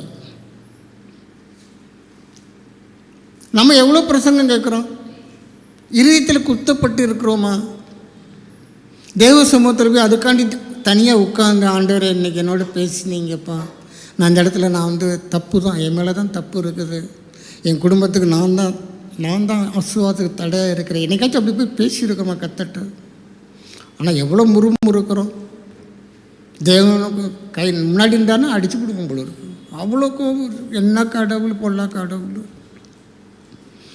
என்னைக்காச்சும் நம்ம பகுதியில் நம்ம எப்படி இருக்குன்றதை யோசித்து பார்த்துருக்குறோமோ? குமாரனை உடையவன் ஜீவனை உடையவன். வார்த்தை நமக்குள்ளாக இருக்கும் என்றால் ஜீவன் இருக்க வேண்டும். அப்படி இல்லைன்னா நம்மகிட்ட ஏதோ மிஸ்டேக் இருக்குது. தனியாக போய் உட்காந்து தேவசமத்தில் அமர்ந்திருக்கணும். வார்த்தையானவர் எனக்குள்ளே சரியாக இல்லை, நான் எங்கே மிஸ்டேக் பண்ணினேன்? வார்த்தையானது அது தன்னை வேலையை செய்ய ஆரம்பிச்சிடும். உள்ளே வந்த உடனே அது அனுப்பின காரியத்தை செய்யாமல் திரும்ப வரவே வராது. ஒரு பயிர் எப்படி ஒரு விதையை விதைச்சோடனே அது பயிர் முளைச்சி வெளியே அது மற்றவங்களுக்கு அது வேண்டிய பலன் கொடுக்குதோ, அதே போல் தேவனுடைய வசனமும் அது அனுப்பப்பட்ட வேலையை செய்யாமல் திரும்பி வராது. ஆனால் நம்மளோட கேட்ட வசனங்களை எங்கே போச்சு? வாரத்துக்கு ஒரே ஒரு பிரசங்கம் கேட்டோன்னு கணக்கு வச்சா கூட ஒரு வருஷத்துக்கு குறைஞ்சது ஒரு 52. நீங்கள் 2 வாரம் வரலைன்னு வச்சுக்கோங்களேன், ஒரு 50. அந்த 50 வார்த்தையில் ஒரு 5 வார்த்தையாவது உள்ளே இருக்கலாம்ல. எங்கே போச்சு வசனங்கள்? எங்கே அது கிரியை செய்யாமல் போய்விட்டது? அதனாலே கர்த்தர் எப்பொழுது நம் பட்சத்தில் இருக்கிறாரு. நம்மளை கேட்டு குமாரன் அனுப்பலை.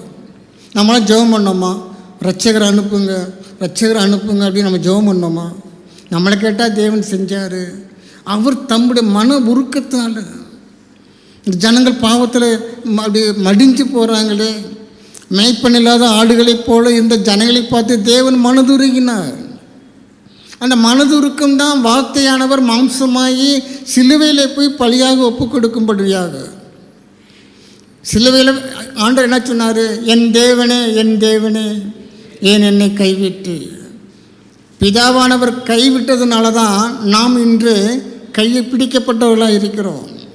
அவர் கைவிடப்பட வேண்டியது அவசியமாக இருந்தது. ஜீவனை கொடுக்க வேண்டியது அவசியமாக இருந்தது. பரவராஜ்யம் அதுக்கு சம்மதம் கொடுத்தது. நம்மளை கேட்டு எதுவும் செய்யலை. அல்ல நம்மளை தான் அப்ளிகேஷன் போட்டோமா, சிலுவை மரத்தில் இயேசு அடிங்க ஆண்டவரே, அப்போ தான் எங்களுக்கு விமர்சனம் சொல்கிறாங்க அப்படின்னு நம்மளாம் ஜெபம் பண்ணோமா? தேவன் எப்பொழுதும் நம் பட்சத்தில் இருக்கிறார். நம்மை ஏற்றுக்கொள்ளும்படியாக, நமக்குள்ளாக ஜீவன் உண்டாகும்படியாக, அந்த ஜீவன் பரிபூர்ணப்படும்படியாக பரலோகராஜ்யம் எப்பொழுதும் நம் பட்சத்தில் இருக்கிறது.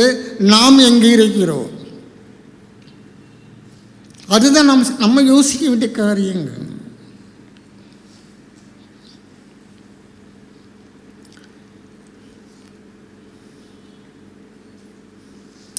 எசேக்கியேல் 37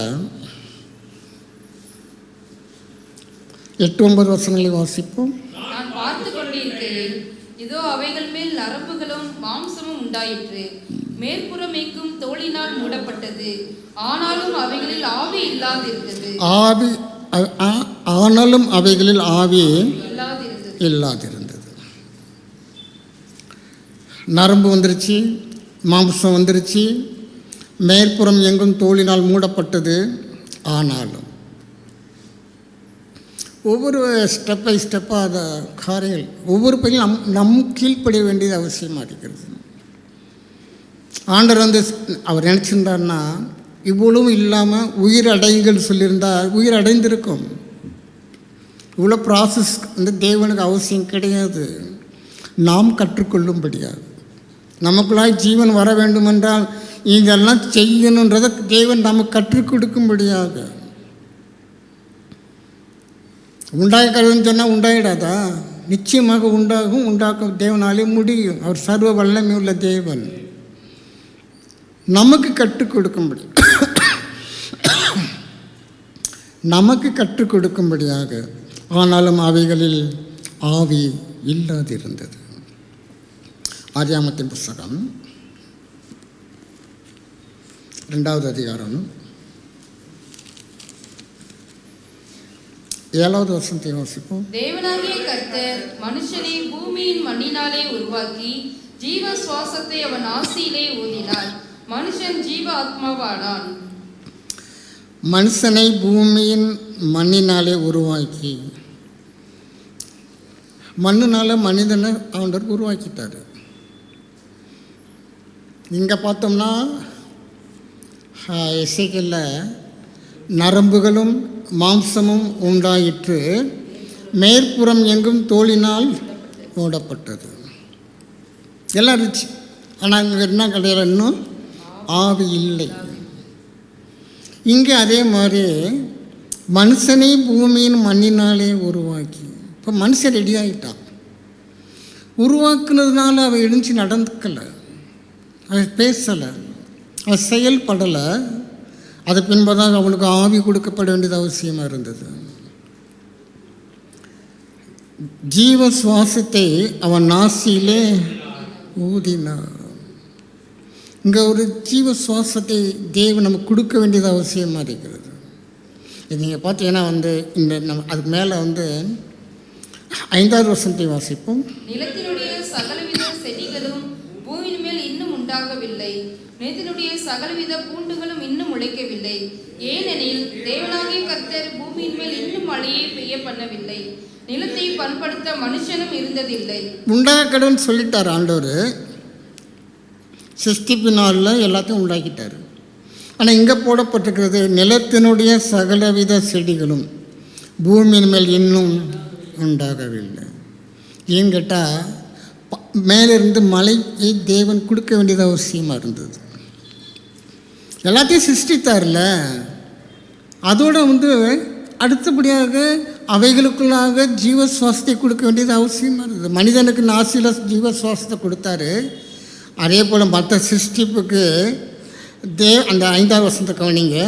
தேவனாகிய கர்த்தர் பூமி மேல் இன்னும் மழையை பெய்ய பண்ணவில்லை. எல்லாம் உண்டாயிடுச்சு. ஆனால் தேவன் நம்முடைய நாசியில் ஜீவ சுவாசத்தை ஊத வேண்டியது அவசியமாக இருந்தது.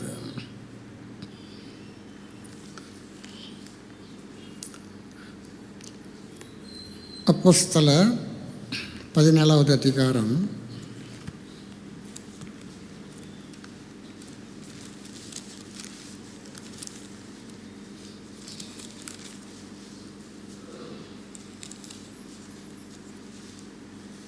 25வது வசனத்தை வாசிப்போம். அப்பொழுது பவுல் மார்ஸ் மேடையின் நடுவிலே நின்று 17:25 எல்லாருக்கும் ஜீவனையும் சுவாசத்தையும் சகலத்தையும் கொடுக்கிற அவர் தமக்கு யாதொன்று தேவையானது போல மனுஷர் கைகளால் பணிவிடை கொள்ளுகிறதும் இல்லை. எல்லாருக்கும் ஜீவனையும் சுவாசத்தையும் கொடுக்கிற தேவன். ஜீவன் வந்து பார்த்தீங்கன்னா தேவன் படைத்த சிருஷ்டிப்புகள் பலன் இன்னும் உண்டாகலை. காரணம் என்றால் பரத்திலிருந்து தேவன் மழையை பெய்ய பண்ணல. மனிதன் உண்டாக்கிட்டார், ஆண்டவர் உண்டாக்கிட்டார்.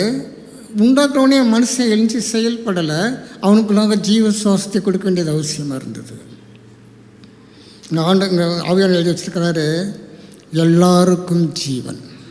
பாரபட்சமே இல்லை பாருங்களேன். விசுவாசிக்கிற யாவருக்கும் அதுக்கு வேலை செய்யும். கீழ்ப்படுகிற யாவருக்கும் இந்த வசனம் கிரியை செய்யும், வேலை செய்யும், பலன் கொடுக்கும். எல்லாருக்கும் ஜீவனையும் சுவாசத்தையும் கொடுக்கிற கர்த்தர். நானும் அவைகளுக்கு ஜீவன் உண்டாயிருக்கவும் அது பரிபூர்ணப்படுதல். எப்படி பரிபூர்ணப்படும்? ஜீவன் உண்டாயிருச்சு. எப்படி அது கர்த்தரை பரிபூர்ணப்படுத்துவார்னு பார்த்தீங்கன்னா, நம்ம தெரிஞ்ச வசனம் தான். யோவான் சங்கீதங்கள் புஸ்தகம் 23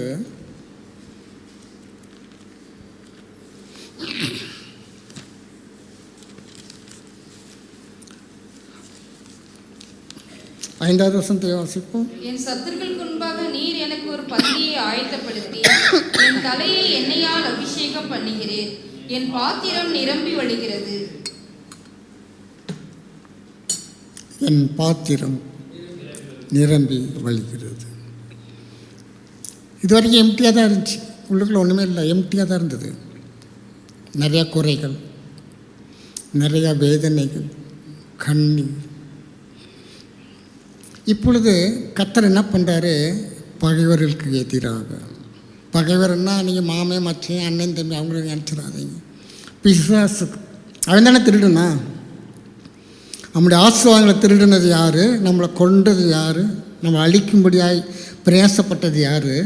அவனுக்கு முன்பதாக கர்த்தர் என்ன பண்ணுறாரு?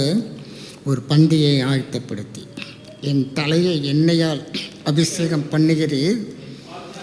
என் பாத்திரம் நிரம்பி வழிகிறது, பரிபூர்ணப்படுது. நானும் அவைகளுக்கு ஜீவன் உண்டாயிருக்கவும் அது பரிபூர்ணப்படவும் வந்தேன். அடுத்த வசனம் நல்லா இருக்கும். என் ஜீவனுள்ள நாளெல்லாம் நன்மையும் கிருபையும் என்னை தொடரும். நான் கர்த்தருடைய வீட்டிலே நீடித்த நாட்களால் நிலைத்திருப்பேன். என் ஜீவன் உள்ள நாளெல்லாம். நமக்கு பின்பதாக 2 தேவன் நம்மளை பின்தொடரும்படியாக நியமிச்சிருக்கிறாரு. நம்ம உயிர் கடைசி மூச்சு வரைக்கும். நீங்கள் இந்த வசனத்தில் நீங்கள் தியானித்து பார்த்தா ரொம்ப ஆச்சரியமாக இருக்கும்.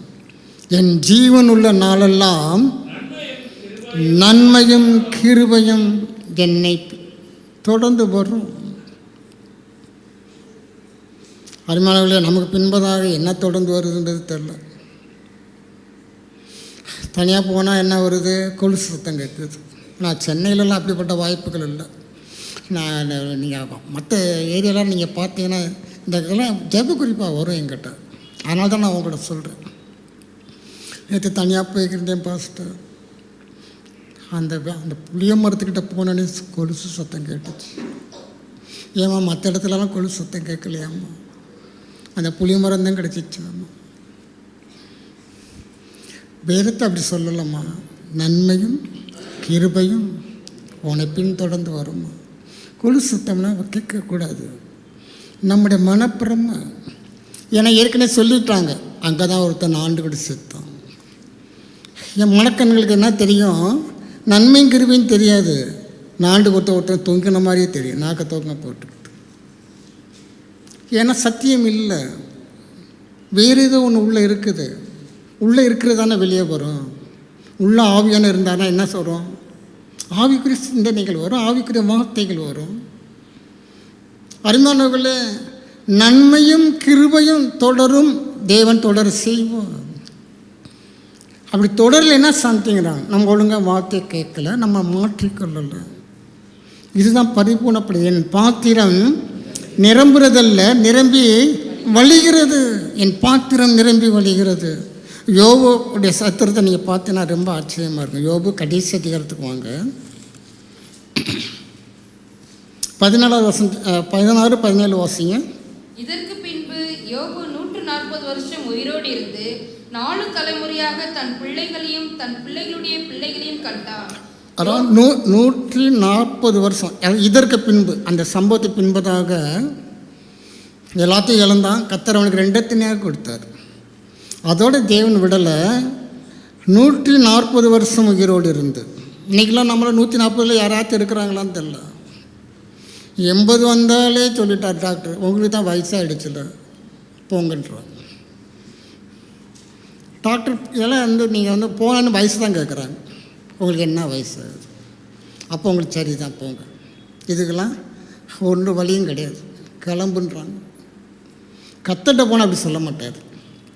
உனக்கு 80 தானே இருக்குது, இன்னும் 60 வருஷம் இருக்குது, தைரியமாக இருக்குது. நான் அவனை நீடித்த நாட்களால் திருப்தியாகி. போதும் ஆண்டவரே, 140 வந்துருச்சு, நான் வந்துடுறேன் அப்படின்னு சொல்லும்படியாக. அருமையானவர்களே, பூர்ணம் என்பது அந்த முழுமையான ஆசீர்வாதம். இங்கே போடப்பட்டிருக்கிறது 140 வருஷம் உயிரோடு இருந்து 4 தலைமுறை தன் பிள்ளைகளையும் பிள்ளைகளுடைய பிள்ளைகளையும் கண்டான். கண் பார்வை தெளிவாக இருக்குது பாருங்களேன்.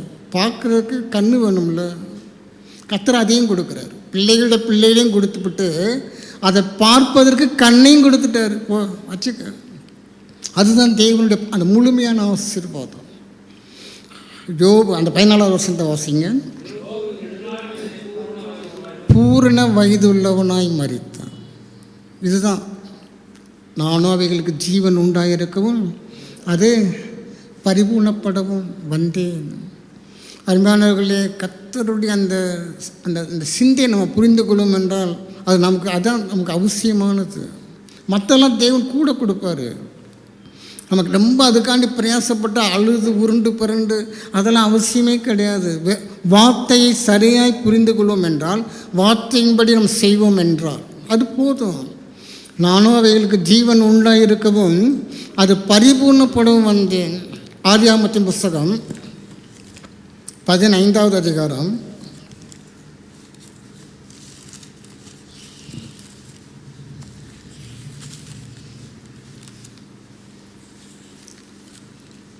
15வது வசனத்தை வாசிப்போம்.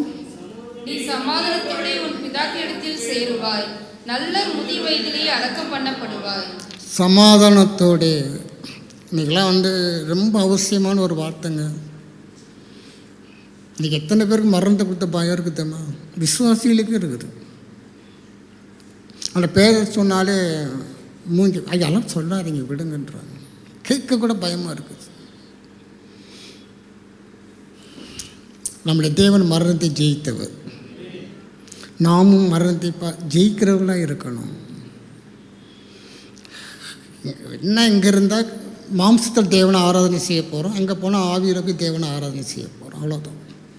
ஒரு வித்தியாசம் கிடையாது. அதாவது பவுல் சொன்ன பவுல் சொன்ன, நான் தேகத்தை விட்டு பிரிவது எனக்கு பிடிச்சிருக்கு. இங்கே வாங்குகிற அடி ஓத இதெல்லாம் அங்கே இல்லை. இந்த தேகத்தை விட்டு நான் போகிறது எனக்கு ரொம்ப பிடிச்சிருக்கு. ஆனால் உங்களுடைய நன்மைக்காக, உங்களுடைய ஆசீர்வாதத்துக்காக. இப்படி நான் ஒருத்தர் இருந்தால் தானே உங்களுக்கு சுவிசேஷம் சொல்ல முடியும். இப்படி ஒருத்தர் இருந்தால் தானே நீங்கள் ரட்சிக்கப்பட முடியும். அதற்காக நான் அந்த தேகத்தில் இருக்கிறேன். அதுமாதிரி அவெல்லாம் மரணத்தை பார்த்து பயப்படலை.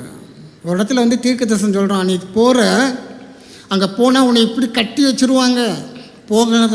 எல்லாம் உன்னை அழுகுறாங்க, ஐயோ போகாத போகாத. பவுல் சொன்னான், ஏண்டா அழுகிறீங்க?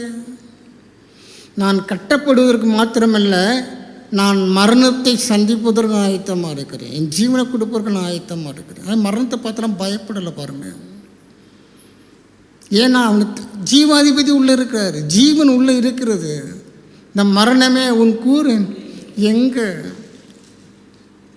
நமக்குள்ளாக ஜீவன் இருக்கும் என்றால் நம்ம மரணத்தை பார்த்து பயப்பட வேண்டிய அவசியமே கிடையாது. எத்தனையோ பேர் பார்த்திங்கன்னா பரிசுத்தவான்கள் ஒரே ஒரு இதை மட்டும் நான் சொல்கிறேன்.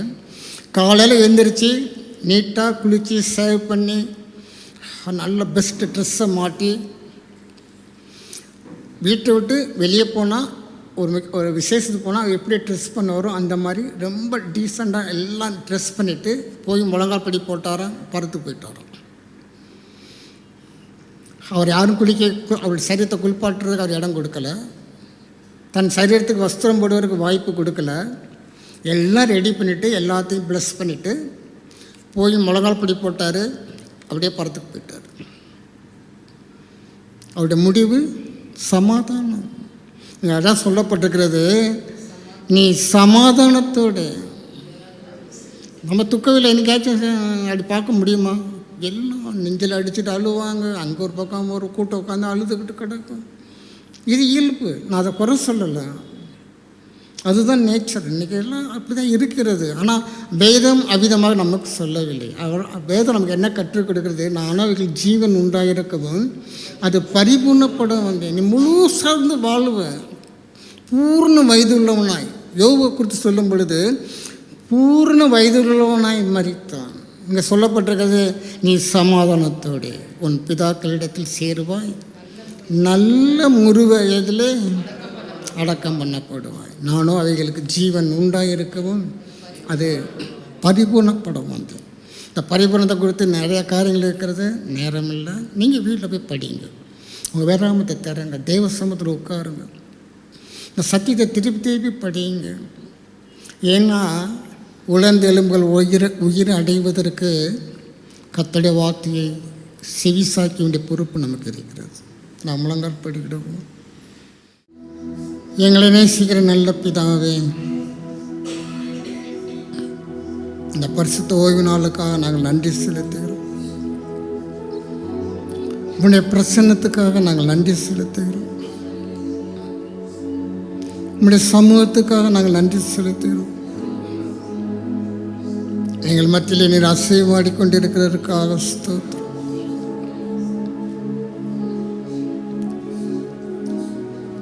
ஆண்டவரே, நாங்கள் உம்மை துதிக்கிறோம்ப்பா. நானோ அவைகளுக்கு ஜீவன் உண்டாயிருக்கவும் அந்த ஜீவன் பரிபூர்ணப்படவும் வந்தேன்னு சொன்னீங்களே. இந்த நாளிலே எங்களுக்குள்ளாய் உலர்ந்த எலும்புகளெல்லாம் உயிர் அடையட்டும் ஆண்டவர். ஜீவன் உண்டாகட்டும், அது பரிபூர்ணம் அடையட்டும் அப்பா. அதற்கு எங்களை நாங்கள் அர்ப்பணிக்கிறோம் ஆண்டவர். எங்களை உங்களுடைய சமூகத்தில் நாங்கள் அர்ப்பணிக்கிறோம் ஆண்டவர்.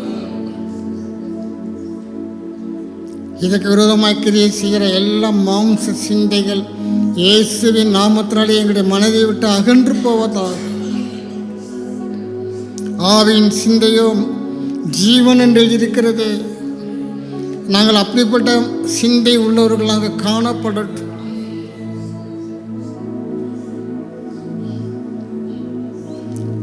ஆண்டவரே, நாங்கள் உம்மை துதிக்கிறோம். எங்களுடைய ஆராதனை ஏற்றுக்கொண்டதுக்காக ஸ்தோத்திரம். எங்களுடைய காணிக்கையை ஏற்றுக்கொண்டதுக்காக ஸ்தோத்திரம். நம்முடைய வார்த்தைக்காக ஸ்தோத்திரம். ஆண்டவரே, நன்மையும் கிருபையும் எங்களை பின்தொடர்கிறபடியால் நாங்கள் நன்றி செலுத்துகிறோம் ஆண்டவர். நம்முடைய ஆசீர்வாதங்கள் எங்களுடைய வாழ்க்கையிலே பரிபூர்ணம் அடைவதாக. நம்முடைய வார்த்தையின் மகத்துவங்கள் எங்களுடைய வாழ்க்கையிலே ஆண்டவரே அது பரிபூர்ணம் அடையட்டும் ஆண்டவரே. ஒவ்வொரு விசுவாச குடும்பத்தையும் அவ்விதம் நம்முடைய சமூகத்தில் நான் ஒப்புக் கொடுக்கிறேன். ஒவ்வொரு விசுவாசியும் நம்முடைய கருத்தில் நான் சமர்ப்பிக்கிறேன். அவங்களுடைய ஆவி ஆத்மா சரீரத்துடைய நன்மைகளுக்காக ஜெபிக்கிறேன் ஆண்டவரே. எல்லா இருள் ஆண்டவரே அகன்று போகட்டும் ஆண்டவரே. எந்த மனுஷனையும் பிரகாசிப்பிக்கிற மெய்யான ஒளி என்று எழுதியிருக்கிறது. ஒவ்வொருவரையும் ஒவ்வொரு குடும்பத்தினையும் பிரகாசிக்க பண்ணும்படியாக ஆண்டவரே வார்த்தையான ஒரு கருத்துக்களாக ஒப்பு கொடுக்கிறேன் சுவாமி.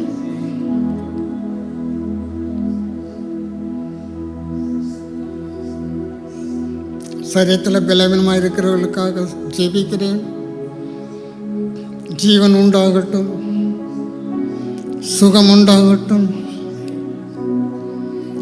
இதற்கு விரோதமாக கிரியை செய்கிற எல்லா அந்தகாரத்தின் வல்லமைகளை நாங்கள் சபையாக கட்டி அப்புறப்படுத்துகிறோம். புது பலன் உண்டாவதாக.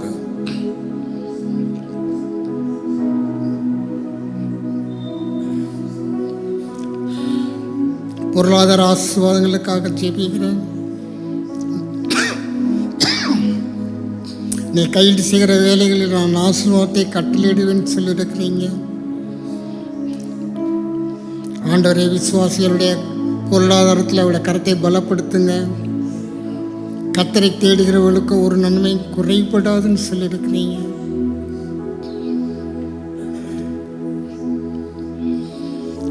படிக்கிற பிள்ளைகளுக்கு நல்ல ஞானத்தை கொடுங்க, கல்வி மணி நாவை கொடுங்க, வேலை செய்தவர்களுக்கு உத்தியோகத்தில் நல்ல மேன்மையை கொடுங்க.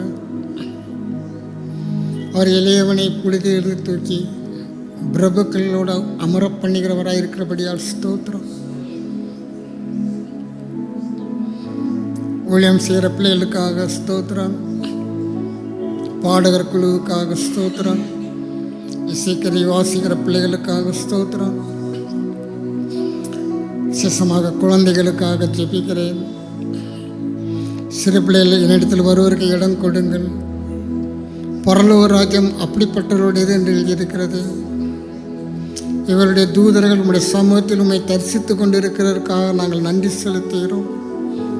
குழந்தைகளுக்குடைய சரீர சுக பலனுக்காக ஞானத்திலும் வளத்திலும் மனுஷ தயவிலும் தேவ கிருபையிலும் வளர்ந்து விருத்தி அடையட்டும். ஆண்டவரே அக்னிமயமான பாதுகாவலுக்காக நாங்கள் ஜெபிக்கிறோம். நல்ல பிதாவே, நாங்கள் உம்மை துதிக்கிறோம்ப்பா. சபையில் எல்லாம் முதியோர்களுக்காக ஜெபிக்கிறேன். முதிர் வயதிலும் கனி தந்து புஷ்டியும் பசுமையுமாக இருப்பான்னு சொன்னீங்களே, உடைய வார்த்தையின்படி ஆகட்டும். திருமணத்துக்காக காத்திருக்கிற பிள்ளைகளுக்கு நல்ல வாழ்க்கை துணைக்காக ஜெபிக்கிறேன். தடையிலெல்லாம் இயேசுவின் நாமத்தினாலே நீங்கி போகட்டும். ஆண்டவரே, ஒன்றியாக இருப்பதிலும் இருவராக இருப்பது நலம் என்று சொல்லியிருக்கிறீங்க.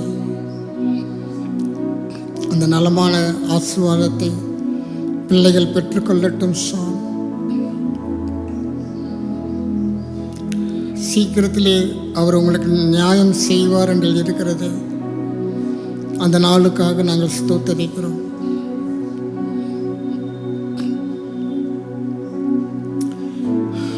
இப்போ அந்த சபையார் இந்த இடத்தை விட்டு கலைந்து செல்லுகிறார்கள். அவரோடு உம்முடைய கிருபை இருக்கட்டும், உம்முடைய சமூகங்களோடு இருக்கட்டும். மீண்டும் சபையில் வந்து கூடும் வரைக்கும் உம்முடைய பாதுகாப்புக்கும் உம்முடைய பராமரிப்புக்கும் நான் ஒப்புக் கொடுக்கிறேன். ஒவ்வொரு குடும்பத்திலும் உம்முடைய ரட்சிப்பின் கம்பீர சத்தம் கேட்கட்டும். எங்களை தாழ்த்துகிறோம். உம்முடைய நாமம் ஒன்றே மகிமைப்படுவதாக. எல்லா துதி கன மகிமையை நாங்கள் ஒவ்வொருவருக்கே செலுத்துகிறோம். இயேசுவின் நாமத்தில் ஜெபங்களும் பிதாவே.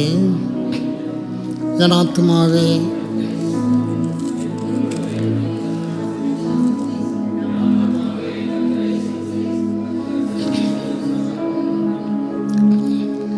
கர்த்தர் உன்னை ஆசீர்வதித்து உன்னை காக்க கடவர்.